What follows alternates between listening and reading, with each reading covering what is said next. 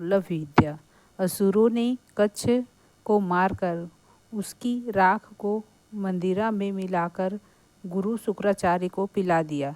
तब शुक्राचार्य ने पेट के भीतर ही कच्छ को संजीवनी विद्या सिखाई। शुक्राचार्य की दुर्लभ विद्या। कच्छ और देवयानी की कथा प्राचीन भारतीय ग्रंथ महाभारत में वर्णित है। असुरों ने कच्छ को मारकर उसकी राख को मदिरा में मिलाकर गुरु शुक्राचार्य को पिला दिया। तब शुक्राचार्य ने पेट के भीतर ही कच्छ को संजीवनी विद्या सिखाई। कच्छ और देवयानी की कथा प्राचीन भारतीय ग्रंथ महाभारत में वर्णित है।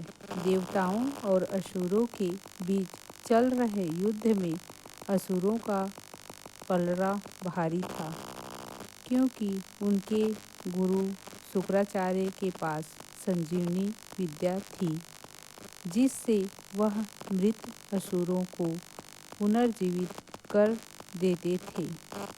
देवताओं ने अपने गुरु बृहस्पति के पुत्र कच्छ को शुक्राचार्य के पास इस विद्या को सीखने के लिए भेजा।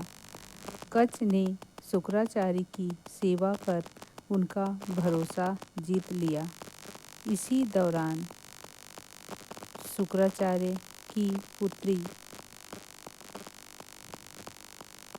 देवयानी को कच्छ से प्रेम हो गया। असुरों को जब पता चला कि कच्छ संजीवनी विद्या सीखने आया है, तो उन्होंने उसे मारने की कई कोशिशें की।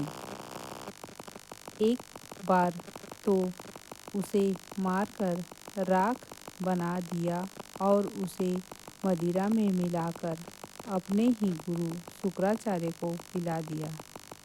तब शुक्राचार्य ने पेट के भीतर ही कच्छ को संजीवनी विद्या सिखाई। शिक्षा पूरी होने के बाद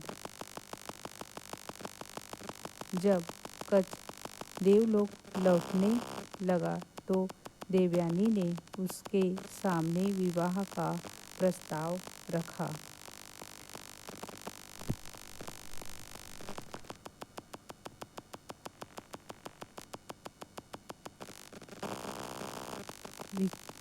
शिक्षा पूरी होने के बाद जब कच्छ देवलोक लौटने लगा, तो देवयानी ने उसके सामने विवाह का प्रस्ताव रखा।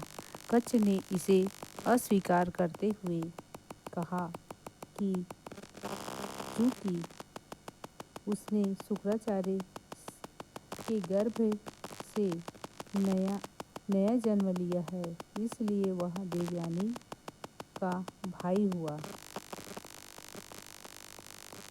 देवी, मैं आपको अपनी बहन मानता हूँ, क्योंकि मैंने शुक्राचार्य के गर्भ में से नया जन्म लिया है, इसलिए मैं आपको अस्वीकार करता हूँ। तब क्रोधित होकर देवयानी ने कच्छ को शाप दिया कि संजीवनी विद्या स्वयं उसके काम नहीं आएगी। प्रत्युत्तर में कच्छ ने भी देवयानी को श्राप दिया कि उसका विवाह किसी ब्राह्मण से नहीं, बल्कि क्षत्रिय से होगा।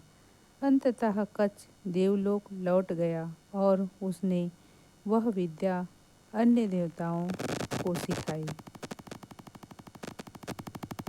नमस्कार फ्रेंड्स, यह वीडियो आपको पसंद आए तो लाइक सब्सक्राइब कीजिएगा और कमेंट में आप कहाँ से देख रहे हैं ये ज़रूर बताइएगा। धन्यवाद फ्रेंड्स। यह कहानी कर्तव्य की निष्ठा, गुरु शिष्य मर्यादा और अधूरे प्रेम का चित्रण है। इसे सच्चे मन से इस कहानी को ग्रहण कीजिए।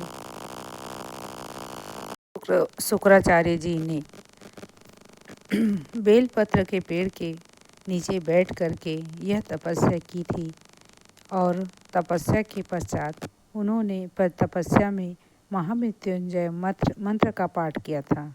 और एक दुर्लभ मंत्र है जिसे कोई नहीं जानता।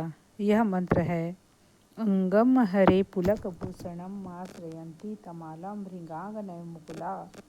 यह वह मंत्र है जिस मंत्र को इंसान अगर 108 बार शुक्रवार के दिन बेलपत्र के पेड़ के नीचे बैठकर इस मंत्र को अगर पढ़ता है तो उसके घर की सारी दरिद्री दूर हो जाएगी और सोने की बाढ़ लग जाएगी। उसके घर में सोने धन संपत्ति भर जाएंगे और संजीवनी मंत्र उनके हृदय को छू जाएगी। यह मंत्र है ओम अंगम हरे पुलक भूषणम आश्रयन्ती तमालम भृंगांगनय मुकुलभरणं तमालम अंगीकृताखिल विभूतिर्पांगलीलायाः मांगल्यदास्तु मम मांगल्यदेवतायाः। ओम अंगम हरे पुलक भूषणम आश्रयन्ती तमालम भृंगांगनय मुकुलाभरणं तमालम अंगीकृताखिल विभूतिर्पांगलीलायाः दास्तु मम मांगल्यदेवतायाः। ओम अंगम हरे पुलक भूषणम आश्रयन्ती तमालम भृंगांगनय मुकुलाभरणं तमालम अंगीकृताखिल विभूतिर्पांगलीलायाः मांगल्यदास्तु मम मांगल्यदेवतायाः। ओम अंगम हरे पुलक भूषणम आश्रयन्ती तमालम भृंगांगनय मुकुलाभरणं तमालम अंगीकृताखिल विभूतिर्पांगलीलायाः मांगल्यदास्तु मम मांगल्यदेवतायाः। ओम अंगम हरे पुलक भूषणम आश्रयन्ती तमालम भृंगांगनय मुकुलाभरणं तमालम अंगीकृताखिल विभूतिर्पांगलीलायाः मांगल्यदास्तु मम मांगल्यदेवतायाः। ओम अंगम हरे पुलक भूषणम आश्रयन्ती तमालम भृंगांगनय मुकुलाभरणं तमालम अंगीकृताखिल विभूतिर्पांगलीलायाः मांगल्यदास्तु मम मांगल्यदेवतायाः। ओम अंगम हरे पुलक भूषणम आश्रयन्ती तमालम भृंगांगनय मुकुलाभरणं तमालम अंगीकृताखिल विभूतिर्पांगलीलायाः मांगल्यदास्तु मम मांगल्यदेवतायाः। ओम अंगम हरे पुलक भूषणम आश्रयन्ती तमालम भृंगांगनय मुकुलाभरणं तमालम अंगीकृताखिल विभूतिर्पांगलीलायाः मांगल्यदास्तु मम मांगल्यदेवतायाः। ओम अंगम हरे पुलक भूषणम आश्रयन्ती तमालम